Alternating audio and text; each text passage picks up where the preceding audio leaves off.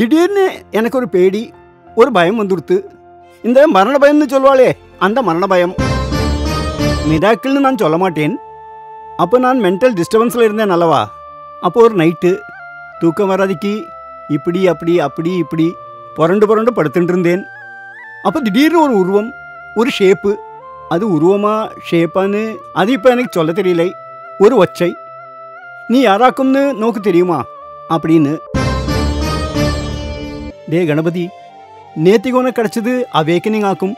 அதாவது சாக்ஷாத் பகவான் ரமணரே உனக்கு இந்த அவேக்கனிங்கை கொடுத்துருக்கார். நீ ஏமா பேசாம இருக்க? எனக்கு என்ன சொல்றதுன்னே தெரியல. எல்லாமே ஒரே டார்ச்சரா இருக்கு. என்னது டார்ச்சரா?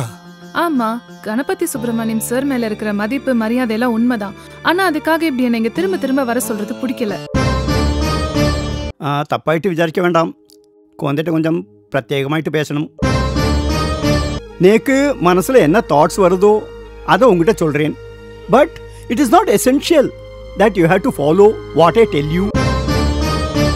பர்பஸ் ஆஃப் லைஃப் அப்படின்னு எடுத்துட்டியானா எதுக்காக்கும் நாம் ஜீவிக்கிறோம் சொல்ல முடியுமா நோக்கு? Keep going on and on and on and on. We keep on running.